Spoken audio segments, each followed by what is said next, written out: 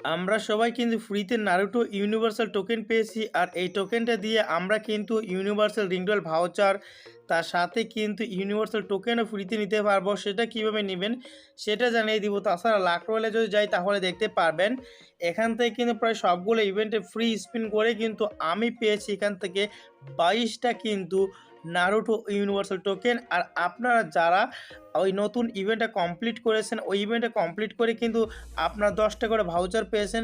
10টা করে ভাউচার পাওয়ার পর স্পিন করে কিন্তু আরও অনেক বেশি টোকেন পেয়ে গেছেন।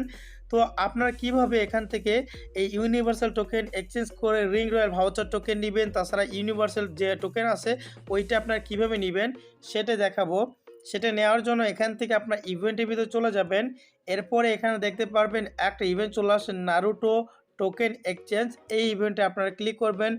যখনই ইভেন্টের ভিতরে প্রবেশ করবেন তখনই এখানে দেখতে পারবেন আমাদের যে নারুটো টোকেন আছে, ওই নারুটো টোকেনের মাধ্যমে কিন্তু আমরা ইউনিভার্সাল রিং রয়্যাল ভাউচার নিতে পারবো। তারপর এখানে ইউনিভার্সাল রিং টোকেন নিতে পারবো।